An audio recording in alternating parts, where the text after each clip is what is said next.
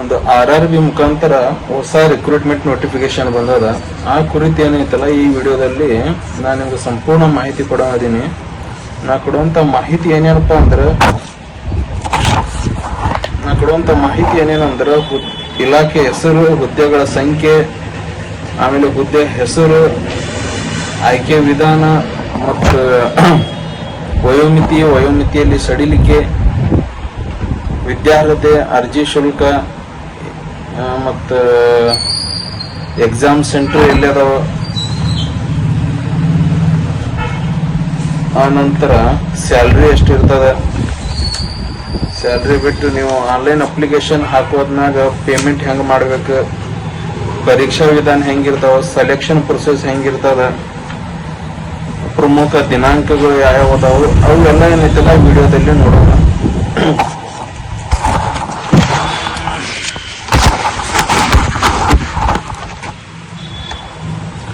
ಮೊದಲನೇದಾಗಿ ಇಲಾಖೆಯ ಹೆಸರು RRB ರೈಲ್ವೆ ರಿಕ್ರೂಟ್ಮೆಂಟ್ ಬೋರ್ಡ್. ಹುದ್ದೆಗಳ ಹೆಸರು ಟೆಕ್ನಿಷಿಯನ್. ಒಟ್ಟು ಹುದ್ದೆಗಳ ಸಂಖ್ಯೆ 6238 ಒಟ್ಟು ಹುದ್ದೆಗಳದಾವ. ಆನ್ಲೈನ್ ಮುಖಾಂತರನೇ ಅರ್ಜಿ ಸಲ್ಲಿಸಬೇಕು. ಉದ್ಯೋಗ ಸ್ಥಳ ಆಲ್ ಓವರ್ ಇಂಡಿಯಾ, ಭಾರತದಾದ್ಯಂತ ಉದ್ಯೋಗ ಸ್ಥಳ ಇರ್ಬೋದು, ಎಲ್ಲಾರು ನಿಮ್ಗೆ ಸೆಲೆಕ್ಷನ್ ಆಗ್ಬಹುದು. ಇನ್ನು ಹುದ್ದೆಗಳು ಹಂಚಿಕೆ ಆಗ್ಯಾವ. ಹೆಂಗಪ್ಪ ಅಂದ್ರೆ ಟೆಕ್ನಿಷಿಯಲ್ ಗ್ರೇಡ್ 1, ಟೆಕ್ನಿಷಿಯಲ್ ಗ್ರೇಡ್ 3 ಅಂತ ಎರಡು ಡಿವೈಡ್ ಮಾಡ್ಯಾರ. ಈಗ ಟೆಕ್ನಿಷಿಯಲ್ ಗ್ರೇಡ್ 1 ಸಿಗ್ನಲ್ ಒಳಗ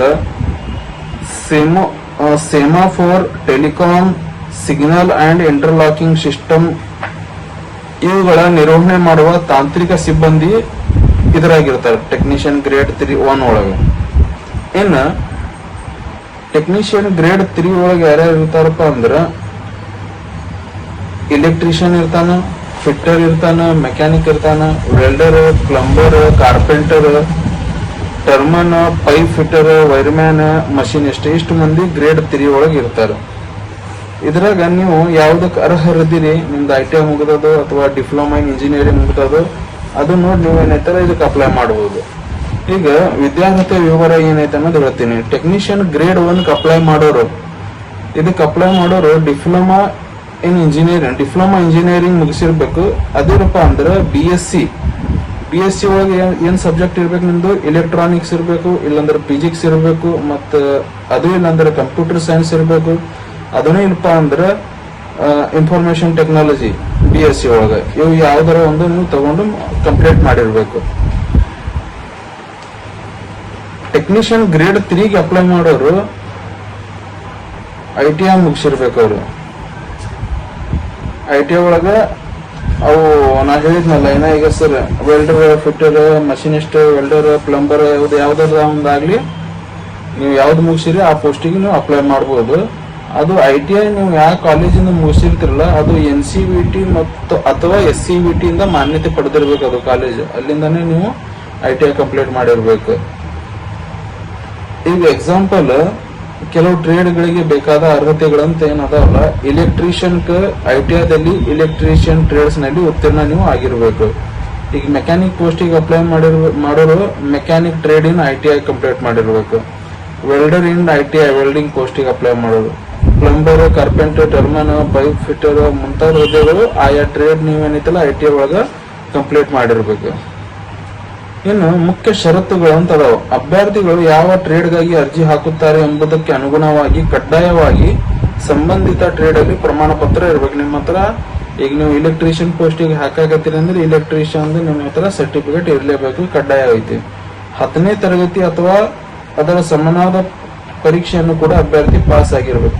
10th ಅಂತ ಪಾಸ್ ಆಗಿ ITI ನೀವು ಅಡ್ಮಿಷನ್ ತಗೊಂಡಿರ್ತೀರಿ. ಇನ್ನು ನಿಮ್ದು ITI ಟ್ರೇಡ್ ಸರ್ಟಿಫಿಕೇಟ್ ಏನೈತಿಲ್ಲ ಅದು NCVT ಅಥವಾ SCVT ಕೌನ್ಸಿಲ್ ಮೂಲಕ ಮಾನ್ಯವಾಗಿರ್ಬೇಕು. ಅದು ಈಗ ಇದಕ್ಕೆ ಅಪ್ಲೈ ಮಾಡೋರಿಗೆ ವಯೋಮಿತಿ ವಿವರ ಅಂತ ಐತೆ. ಟೆಕ್ನಿಷಿಯಲ್ ಗ್ರೇಡ್ 1 ಸಿಗ್ನಲ್ ಹುದ್ದೆಗಳಿಗೆ ಅಪ್ಲೈ ಮಾಡೋರು ಕನಿಷ್ಠ 18 ವರ್ಷ ಆಗಿರ್ಬೇಕು, ಗರಿಷ್ಠ 36 ವರ್ಷ ಇರಬೇಕು. 36 ವರ್ಷ ದಾಟಿರಬಾರ್ದು ಜನರಲ್ದವರಿಗೆ.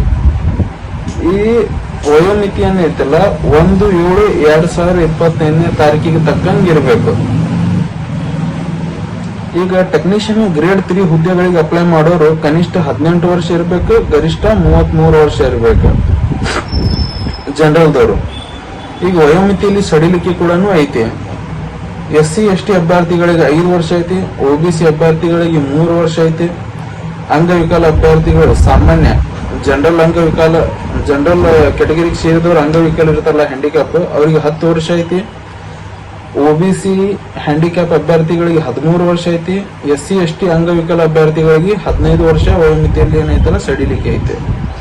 ಅದೇ ರೀತಿ ಮಾಜಿ ಸೈನಿಕ ಅಭ್ಯರ್ಥಿಗಳಿಗೆ ಸೇವಾವಧಿ ಪ್ಲಸ್ ಅನುಮೋದಿತ ಸಡಿಲಿಕೆ ಐತೆ. ಈ ಸಡಿಲಿಕೆ ಪ್ಲಸ್ ಅವ್ರದ್ದು ಸೇವಾವಧಿ ಅದು ಪ್ಲಸ್ ಮಾಡಿ ಅವ್ರಿಗೆ ವಯೋಮಿತಿಯಲ್ಲಿ ಏನೈತಲ್ಲ ಸಡಿಲಿಕೆ ಸಿಗ್ತೈತೆ. ವಯಸ್ಸಿನ ಲೆಕ್ಕಾಚಾರ ಏನೈತಲ್ಲ 1 ಜುಲೈ 2025 ಅನ್ವಯ ಮಾತ್ರ ಲೆಕ್ಕ ಹಾಕಲಾಗುವುದು. ವಯೋಮಿತಿ ಸಡಿಲಿಕೆ ಪಡೆಯಲು ಸೂಕ್ತ ದಾಖಲಾತಿಗಳು ಏನೈತಲ್ಲ ನೀವು ಅಲ್ಲಿ ಪ್ರೊಡ್ಯೂಸ್ ಮಾಡಬೇಕು. ಯಾವುದೇ ರೀತಿಯ ವಯಸ್ಸಿನ ವಿವರ ತಪ್ಪಿದಲ್ಲಿ ಅರ್ಜಿ ತಳ್ಳಿ ಹಾಕಲಾಗುವುದು. ನೀವು ಮಿಸ್ ಇನ್ಫಾರ್ಮೇಶನ್ ಕೊಟ್ಟಿದ್ರಪ್ಪ, ಕೊಟ್ಟಿ ದಾಖಲಾತಿ ಕೊಟ್ಟಿದ್ರೆ ನಿಮ್ಮ ಅರ್ಜಿ ಏನೈತಲ್ಲ ರಿಜೆಕ್ಟ್ ಮಾಡ್ತಾರೆ. ಸಂಬಳ ಶ್ರೇಣಿ ಸ್ಯಾಲರಿ ನೋಡೋಣ. ಟೆಕ್ನಿಷಿಯನ್ ಗ್ರೇಡ್ 1 ಸಿಗ್ನಲ್ ಹುದ್ದೆಗಳಿಗೆ ಅಪ್ಲೈ ಮಾಡೋರಿಗೆ ಪ್ರಾರಂಭಿಕ 29,200 ರೂಪಾಯಿ ಸ್ಯಾಲರಿ ಐತೆ. ಆನಂತರ ನಿಮಗೆ ಹೆಚ್ಚುವರಿ ಬಡ್ಡಿ, ಆನ್ ಹ್ಯಾಂಡ್ ಪೇ, ಅಡ್ವಾನ್ಸ್ ಭತ್ಯೆ, DA, TA, HRA ಸೇರಿದಂತೆ ಕೇಂದ್ರ ನಿಬಂಧನೆಗಳಿಗೆ ಉಳಿದ ಅನುವುಗಳು ಏನೈತಲ್ಲ ನಿಮ್ಗೆ ದೊರೆಯುತ್ತವೆ. ಇನ್ನು ಟೆಕ್ನಿಷಿಯನ್ ಗ್ರೇಡ್ 3 ಹುದ್ದೆಗಳಿಗೆ ಅಪ್ಲೈ ಮಾಡೋರಿಗೆ ಬೇಸಿಕ್ ಸ್ಯಾಲರಿ ಅವ್ರಿಗೆ 19,900 ಐತೆ. ಅದೇ ರೀತಿ DA, HRA ಮತ್ತು ಇತರ ಹುದ್ದೆಗಳು ಏನೈತಲ್ಲ ಅವ್ರಿಗೂ ಸಿಗ್ತಾವ. ಇನ್ನು ಹೆಚ್ಚುವರಿ ಲಾಭ ಏನದಾವಪ್ಪ ಅಂದ್ರೆ ಕೇಂದ್ರ ಸರ್ಕಾರ ನೌಕರರ ಅನುಕೂಲಗಳನ್ನು ಪಡೆಯುವ ಅವಕಾಶ. ನೀವು ಇದಕ್ಕೆ ಸೆಲೆಕ್ಟ್ ಆದ್ರಪ್ಪ ಅಂದ್ರೆ ಸೆಂಟ್ರಲ್ ಗೌರ್ಮೆಂಟ್ ಏನೇನು ಫೆಸಿಲಿಟಿ ಇರ್ತಾವ ಅವೆಲ್ಲಾನು ನಿಮ್ಗೆ ಸಿಗ್ತಾವ. ವಾರ್ಷಿಕ ವೇತನ ವೃದ್ಧಿ, ಪ್ರತಿ ವರ್ಷ ನಿಮ್ ಸ್ಯಾಲರಿ ಇನ್ಕ್ರಿಮೆಂಟ್ ಆಕೈತಿ. ಪಿಂಚಣಿ ಸಿಗ್ತದ, ನಿಮ್ಗೆ ಪೆನ್ಷನ್ ಸಿಗ್ತದ, ವೈದ್ಯಕೀಯ ಸೌಲಭ್ಯ ಸಿಗ್ತದ, ಸೇಡು ರಜೆ ನಿಮ್ಗೆ ಸಿಗ್ತೈತಿ, ಮಕ್ಕಳ ಶಿಕ್ಷಣ ಭತ್ಯೆ ಸಿಗ್ತೈತಿ. ಅದು ಬಿಟ್ಟು ಇನ್ನೂ ಅನೇಕ ನಿಮ್ಗೆ ಏನೈತಲ್ಲ ಫೆಸಿಲಿಟಿ ಸಿಗ್ತಾವೆ. ಇದಕ್ಕೆ ನೀವು ಸೆಲೆಕ್ಟ್ ಆದ್ರಪ್ಪ ಈ ನೌಕರಿ ನಿಮ್ಗೆ ಸಿಗ್ತಂದ್ರೆ ನಿವೃತ್ತಿ ನಂತರ ಪಿಂಚಣಿ ಮತ್ತು ಗ್ರ್ಯಾಟ್ಯುಟಿ ಲಾಭಗಳು ಏನೈತಲ್ಲ ನಿಮ್ಗೆ ಸಿಗ್ತವೆ. ವೇತನವು ಸರ್ಕಾರದ 7ನೇ ವೇತನ ಆಯೋಗ ನಿಯಮಾನುಸಾರ ಮೌಲ್ಯಮಾಪನಕ್ಕೆ ಒಳಪಟ್ಟಿರುತ್ತದೆ. ಕೆಲಸದ ಸ್ಥಳ, ಸೇವಾವಧಿ, ಭೌಗೋಳಿಕ ಪರಿಸ್ಥಿತಿ ಮತ್ತು ಕೆಲಸದ ಶ್ರೇಣಿಯನ್ನು ಅವಲಂಬಿಸಿ ಭತ್ಯೆಗಳನ್ನು ಬದಲಾಗಬಹುದು. ಫಿಕ್ಸ್ ಇರಂಗಿಲ್ಲ, ಚೇಂಜ್ ಆಗಬಹುದು. ನೀವು ಎಲ್ಲಿ ಕೆಲಸ ಮಾಡಕತ್ತೀರಿ, ನಿಮ್ಮ ಸೇವಾ ಅವಧಿ ಎಷ್ಟದ, ನೀವು ಕೆಲಸ ಮಾಡ್ತಿರ್ತಕ್ಕಂತಹ ಲೊಕೇಶನ್ ಎಂತದ, ಅವು ಎಲ್ಲಾನು ಏನೈತಲ್ಲ ಕನ್ಸಿಡರ್ ಮಾಡಿ ನಿಮ್ಗೆ ಭತ್ಯೆಗಳು ಏನೇನು ಸಿಗ್ತಾವಲ್ಲ ಅವು ಕನ್ಸಿಡರ್ ಮಾಡ್ತಾರೆ, ಚೇಂಜ್ ಆಗ್ಬಹುದು. ಈಗ ಅರ್ಜಿ ಶುಲ್ಕ ನೋಡೋಣ. ಸಾಮಾನ್ಯ ವರ್ಗದವ್ರಿಗೆ ಮತ್ತು OBC ದವ್ರಿಗೆ 500 ರೂಪಾಯಿ ಐತಿ online application fee.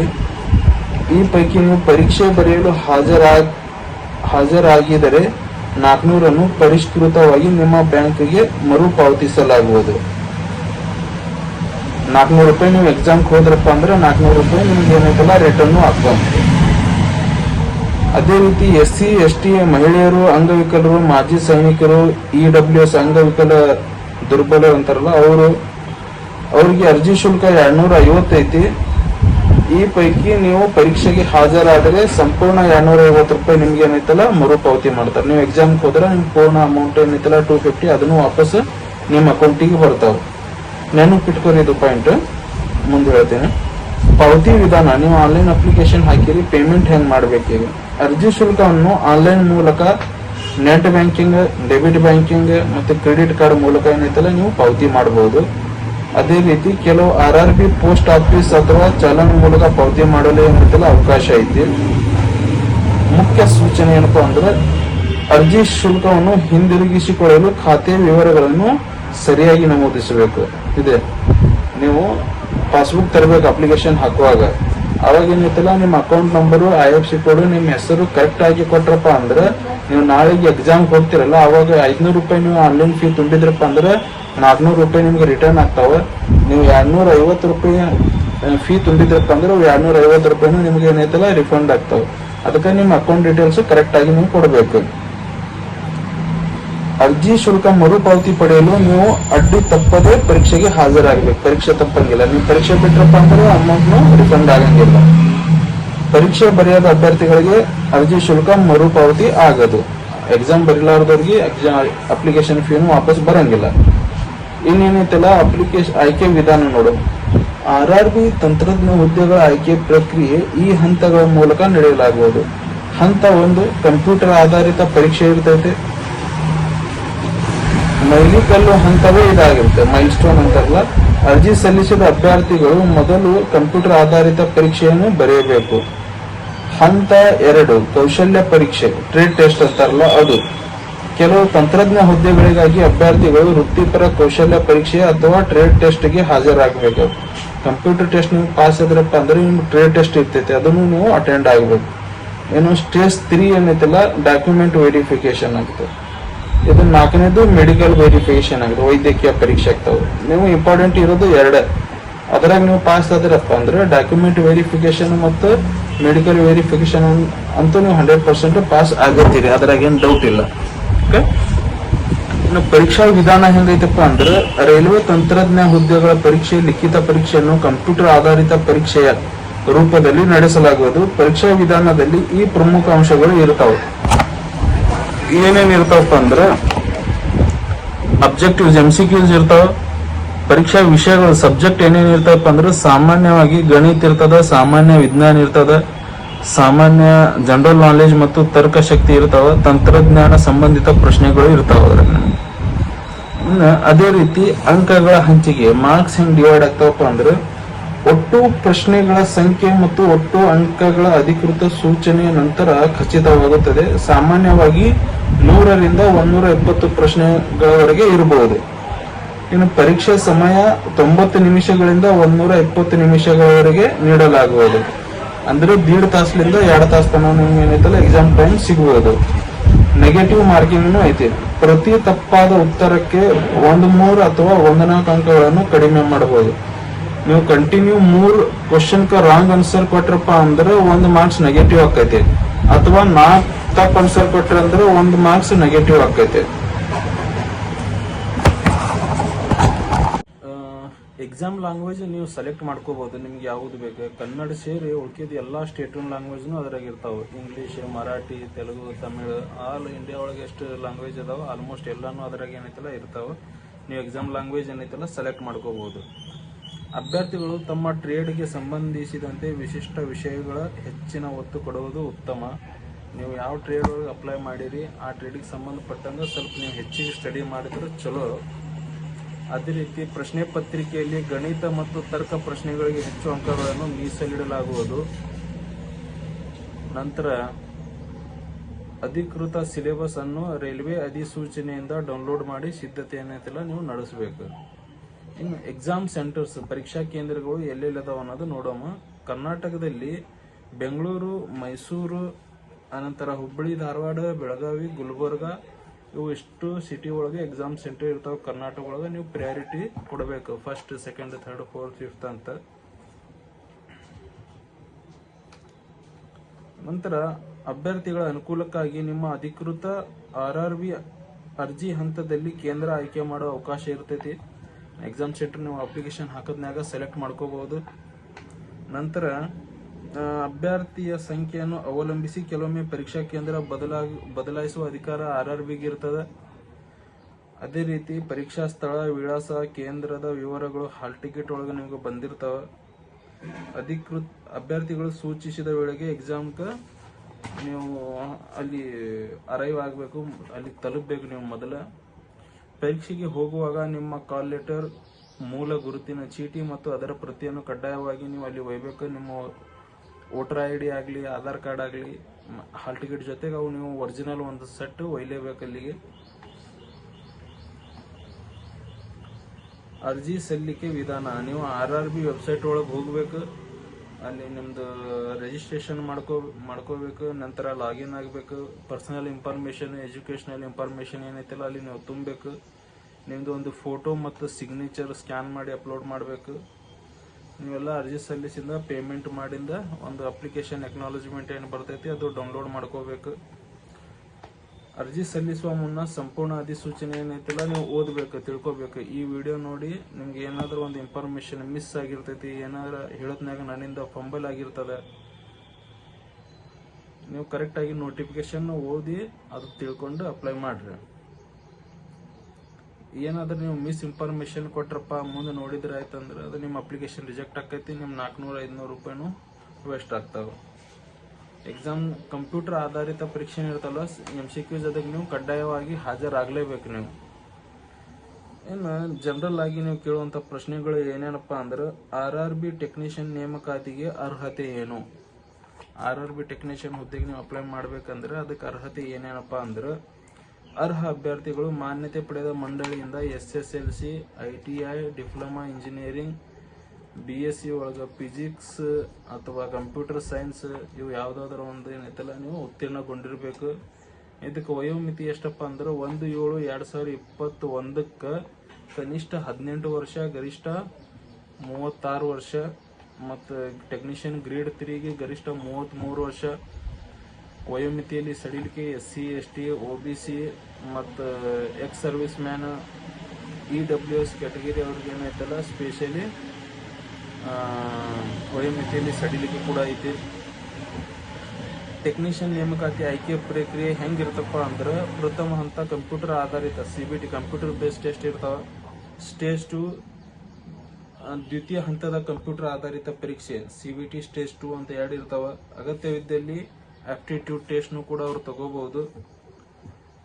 Document verification ಆಗ್ತಾವ. ಆ ನಂತರ ಮೆಡಿಕಲ್ ವೆರಿಫಿಕೇಶನ್ ಆಗ್ತದೆ. ಅರ್ಜಿ ಶುಲ್ಕ 500 ಇರ್ತದೆ. SC, ST ಅಂಗವಿಕಲ ಅಭ್ಯರ್ಥಿಗಳಿಗೆ ವಿನಾಯಿತಿ ಇರ್ತದೆ ಅಪ್ಲಿಕೇಶನ್ ಫೀ ಒಳಗೆ. ಶುಲ್ಕ ಆನ್ಲೈನ್ ಮುಖಾಂತರ ಏನೈತಲ್ಲ ನೀವು ಪಾವತಿ ಮಾಡಬೇಕು. ನೀವು ಎಕ್ಸಾಮ್ಗೆ ಹಾಜರಾದಿರಪ್ಪ ಅಂದ್ರೆ 500 ತುಂಬಿದವ್ರಿಗೆ 400 ರೂಪಾಯಿ ರಿಫಂಡ್ ಆಗ್ತಾವ. 250 ತುಂಬಿದವ್ರಿಗೆ 250 ಏನೈತಲ್ಲ ರಿಟರ್ನ್ ಆಗ್ತಾವ ಎಕ್ಸಾಮ್ಗೆ ಹಾಜರಾಗಿ ಅಂತ. ಪರೀಕ್ಷಾ ಕೇಂದ್ರಗಳು ಎಲ್ಲೆಲ್ಲಿ ಅದಾವಪ್ಪ ಅಂದ್ರೆ, ಬೆಂಗಳೂರು, ಮೈಸೂರು, ಹುಬ್ಬಳ್ಳಿ, ಧಾರವಾಡ, ಬೆಳಗಾವಿ, ಗುಲ್ಬರ್ಗ ಇಷ್ಟು ಎಕ್ಸಾಮ್ ಸೆಂಟರ್ ಇರ್ತಾವ ಕರ್ನಾಟಕದಾಗ. ಆನಂತರ ಅರ್ಜಿ ಸಲ್ಲಿಕೆ ಯಾವ ವಿಧಾನದಲ್ಲಿ? ಆನ್ಲೈನ್ ಮುಖಾಂತರನೇ ಸಂಪೂರ್ಣವಾಗಿ ನೀವು ಅರ್ಜಿ ಸಲ್ಲಿಸಬೇಕು. RRB ವೆಬ್ಸೈಟ್ ಒಳಗೆ ಬೆಂಗಳೂರು, ಅಹಮದಾಬಾದ್ ನೀವು ಅಪ್ಲೈ ಮಾಡಾಕತ್ತೀರಿ, ಮುಂಬೈ ಅಲ್ಲಿದು ವೆಬ್ಸೈಟ್ ನೀವು ಓಪನ್ ಮಾಡಿ ರಿಜಿಸ್ಟ್ರೇಷನ್ ಮಾಡಿಕೊಂಡು ಅಪ್ಲೈ ಮಾಡಬೇಕು. ಟೆಕ್ನಿಷಿಯನ್ ಹುದ್ದೆಗಳ ವೇತನ ಶ್ರೇಣಿ ಎಷ್ಟು? ಲೆವೆಲ್ 2 ಪೇ ಇರ್ತದೆ. ಟೆಕ್ನಿಷಿಯನ್ ಹುದ್ದೆಗಳಿಗೆ ಪ್ರಕಾರ 19,900 ಆರಂಭವಾಗಿ DA, HRA ಮತ್ತು ಇತರ ಹುದ್ದೆ ನಿಮಗೆ ಸಿಗ್ತಾವ. ಯಾವ ಪ್ರಮಾಣ ಪತ್ರ ಮಾನ್ಯವಾಗಿರುತ್ತದೆ? ರಾಜ್ಯ ಮಂಡಳಿ, CBSC ಅಥವಾ ಯಾವುದೇ ಮಾನ್ಯತೆ ಪಡೆದ ಶಿಕ್ಷಣ ಮಂಡಳಿಯಿಂದ ಪಡೆದ ಪ್ರಮಾಣ ಪತ್ರಗಳು ಮಾನ್ಯ ಇರ್ತಾವ. ಸ್ಟೇಟ್ ಗೌರ್ಮೆಂಟ್, CBSC ಯಾವುದಾದ್ರೂ ಒಂದು ಸ್ಟೇಟಿಂದ ಮಾನ್ಯತೆ ಪಡೆದಿರ್ತಂಥ ಬೋರ್ಡ್ನಿಂದ ನೀವು ಸರ್ಟಿಫಿಕೇಟ್ ಪಡೆದಿರಬೇಕು. ಆ ನಂತರ ITI ಆದವರು SCVT ಮತ್ತು ಅಥವಾ NCVT ಇರ್ತಾವಲ್ಲ ಅವು ಕಡೆಯಿಂದ ನೀವು ಮಾರ್ಕ್ಸ್ ಕಾರ್ಡ್ ನಿಮ್ಮ ಕಾಲೇಜ್ ಮಾನ್ಯತೆ ಪಡೆದಿರಬೇಕು. ಪ್ರಮುಖ ದಿನಾಂಕಗಳು ಯಾವ್ಯಾವುದಪ್ಪ ಅಂದ್ರೆ, ಎಂಪ್ಲಾಯ್ಮೆಂಟ್ ನ್ಯೂಸ್ನಲ್ಲಿ ಸೂಚನಾ ಪ್ರಕಟಣೆ ನೋಟಿಫಿಕೇಶನ್ ಪ್ರಕಟಣೆಯಾಗಿದ್ದು ದಿನಾಂಕ 21/6/2025. ಆನ್ಲೈನ್ ಅರ್ಜಿ ಸಲ್ಲಿಕೆ ಪ್ರಾರಂಭ ಆಗೋದು 28/6/2025 ಅಂದ್ರೆ ಮೊನ್ನೆನೇ ಚಾಲು ಆಗ್ಯದ. ಆನ್ಲೈನ್ ಅರ್ಜಿ ಸಲ್ಲಿಕೆ ಕೊನೆಯ ದಿನಾಂಕ 28/7/2025 ತನಕ ಇರ್ತದೆ, ಒಂದು ತಿಂಗಳ. 28/7/2025 ರಾತ್ರಿ 12 ಗಂಟೆ ತನೂ ಇರ್ತದೆ. ಅರ್ಜಿ ಶುಲ್ಕ ಪಾವತಿ ಕೊನೆಯ ದಿನಾಂಕ 30/7/2025 ಲಾಸ್ಟ್ ಡೇಟ್ ಇರ್ತದೆ. ಅರ್ಜಿ ಸರಿಪಡನೆ ಕರೆಕ್ಷನ್, ಅದ್ರಾಗ ಏನಾದ್ರು ನೀವು ಮಿಸ್ಟೇಕ್ ಹಾಕಿದ್ರಪ್ಪ, ತಿದ್ದುಪಡಿ ಮಾಡಬೇಕಾಗ್ಯದ ಅರ್ಜಿ ಒಳಗಂದ್ರೆ ಮತ್ತೆ ಒಂದ್ಸಲ ವಿಂಡೋ ಓಪನ್ ಆಗಿರ್ತದೆ, ಅವಕಾಶ ಇರ್ತೈತಿ. ಅದು ಯಾವಾಗಂದ್ರೆ 1/8/2025 10/8/2025 ಐತಲ್ಲ ನಿಮ್ಮ ಅಪ್ಲಿಕೇಶನ್ ಒಳಗೆ ಏನಾರ ಕನೆಕ್ಷನ್ ಇತ್ತಂದ್ರೆ ಅವಾಗ ನಿಮ್ಗೆ ಒಂದ್ಸಲ ಅವಕಾಶ ಕೊಟ್ಟಿರ್ತಾರೆ. ದೃಷ್ಟಿಹೀನ ಅಥವಾ ಅಂಗವಿಕಲ ಅಭ್ಯರ್ಥಿಗಳಿಗೆ ಸ್ಕ್ರೈಬ್ ವಿವರ ಸಲ್ಲಿಕೆ ಇರ್ತದೆ. ನೀವು ದೃಷ್ಟಿ ನಿಮ್ಗೆ ಕಡಿಮೆ ಐತಿ ಅಥವಾ ನೀವು ಅಂಗವಿಕಲರಿದ್ರಿ, ನಿಮ್ಗೆ ಸ್ಕ್ರೈಬ್ ಬೇಕಾಗಿತ್ತಂದ್ರೆ ಅದಕ್ಕೂ ಏನೈತಲ್ಲ 11/8/2025 15/8/2025 ಅವಕಾಶ ಇರ್ತೈತೆ. ಆಯ್ತು ಸ್ನೇಹಿತರೆ, ಈ ವಿಡಿಯೋ ನಿಮ್ಗೆ ಏನಾರ ಇನ್ಫಾರ್ಮೇಟಿವ್ ಅನಿಸ್ತಪ್ಪ ಅಂದ್ರೆ ನೋಡ್ರಿ, ಅಪ್ಲೈ ಮಾಡಿರಿ. 10th ಮ್ಯಾಗ ITI ಮುಗಿಸಿದ್ರಪ್ಪ ಅಂದ್ರೆ ITI ಒಳಗೆ fitter, plumber, electrician, carpenter, welder, turner ಇವು ಎಲ್ಲ ಕೋರ್ಸ್ಗಳಿಗೂ ಏನೈತಿಲ್ಲ ಅವಕಾಶ ಐತಿ. ಆನಂತರ ನೀವು ಮೀಸಲಾತಿ ಕೋರಕತ್ತಿದ್ರಪ್ಪ ಅಂದ್ರೆ ನಿಮ್ಗೆ ಯಾವ ರಿಸರ್ವೇಷನ್ ಬೇಕು, SC, ST no OBC no ಅವು ಎಲ್ಲ ಡಾಕ್ಯುಮೆಂಟ್ಸ್ ನಿಮ್ಮ ಹತ್ರ ರೆಡಿ ಮಾಡಿ ಇಟ್ಕೊಂಡು ಏನೈತಿಲ್ಲ ಕಂಪ್ಯೂಟರ್ ಸೆಂಟ್ರಿಗೆ ಹೋಗಿ ಅಪ್ಲೈ ಮಾಡಿರಿ. All the best.